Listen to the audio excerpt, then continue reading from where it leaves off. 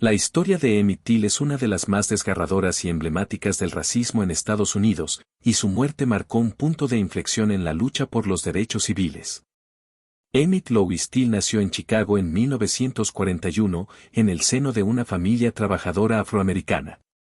Su madre, Mamie Till, era una mujer de gran determinación que siempre había luchado por darle a su hijo una vida digna y libre de prejuicios.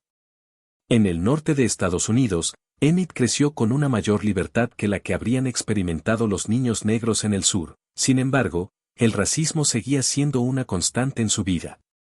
Aún así, Mamie lo crió para ser un joven seguro de sí mismo, con un espíritu vivaz y alegre.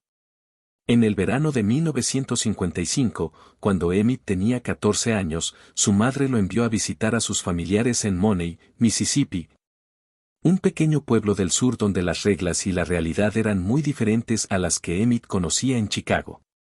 Mamie advirtió a su hijo que en el sur, la gente blanca tenía una visión mucho más rígida y cruel hacia los afroamericanos, y le pidió que tuviera cuidado y respetara las normas locales. Emmett, sin embargo, era un joven con gran energía, lleno de curiosidad y despreocupación, y no estaba completamente preparado para el clima opresivo de segregación racial que dominaba el sur.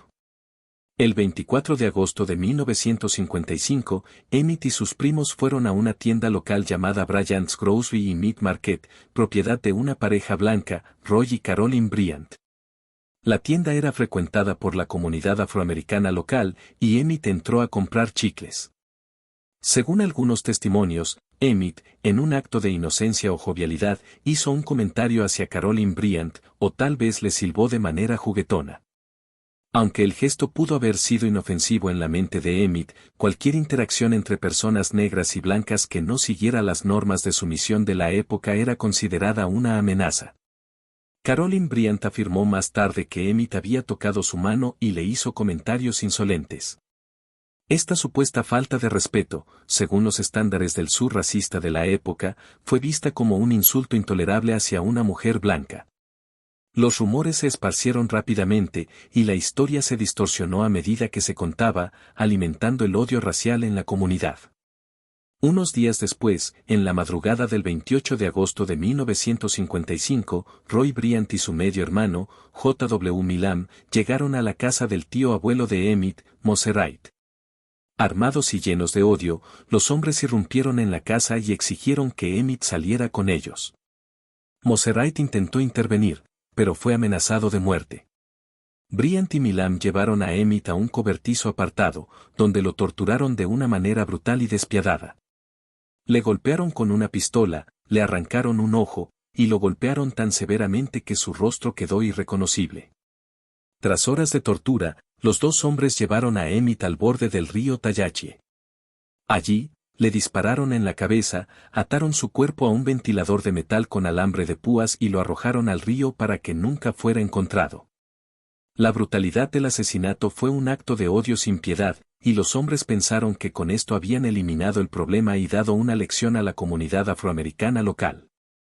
Días después, el cuerpo de Emmett fue encontrado en el río, hinchado y desfigurado, en un estado tan terrible que solo pudo ser identificado por el anillo con las iniciales de su padre que llevaba puesto. Cuando la noticia llegó a Mamie Till en Chicago, su mundo se derrumbó. Sin embargo, en medio de su dolor, tomó una decisión que cambiaría el curso de la historia. Decidió realizar un funeral con el ataúd abierto, para que el mundo pudiera ver lo que le habían hecho a su hijo. Mamie declaró con firmeza: «Quiero que el mundo vea lo que hicieron con mi bebé». La imagen del cuerpo desfigurado de Emmett fue publicada en revistas y periódicos de todo el país, incluidas publicaciones afroamericanas como Jet Magazine y The Chicago Defender. La crudeza de las fotos mostró a Estados Unidos y al mundo la cara más oscura del racismo y la brutalidad en el sur. Las imágenes de Emmett se convirtieron en un grito de indignación, alimentando un movimiento que ya se estaba gestando. El juicio de Roy Bryant y J.W. Milam se llevó a cabo en Mississippi y rápidamente se convirtió en un espectáculo mediático. A pesar de la abrumadora evidencia en su contra y del testimonio de Mose Wright, quien, arriesgando su vida, identificó a los hombres que se llevaron a su sobrino, el jurado, compuesto exclusivamente por hombres blancos, deliberó solo una hora antes de declarar a Bryant y Milam inocentes. Argumentaron que el cuerpo no podía identificarse con certeza como el de Emmett y afirmaron que los cargos eran insuficientes. La decisión dejó a la comunidad afroamericana y a los defensores de los derechos humanos en estado de shock e indignación. En enero de 1956, apenas unos meses después del juicio, Roy Bryant y J.W. Milam admitieron su culpabilidad en una entrevista pagada con Look Magazine. Por $4,000, los hombres detallaron cómo secuestraron, torturaron y asesinaron a Emmett. Debido a las leyes de doble enjuiciamiento, no podían ser juzgados de nuevo, y ambos vivieron el resto de sus vidas sin enfrentar consecuencias legales por su crimen. La muerte de Emmett Till se convirtió en un catalizador para el movimiento de derechos civiles en Estados Unidos.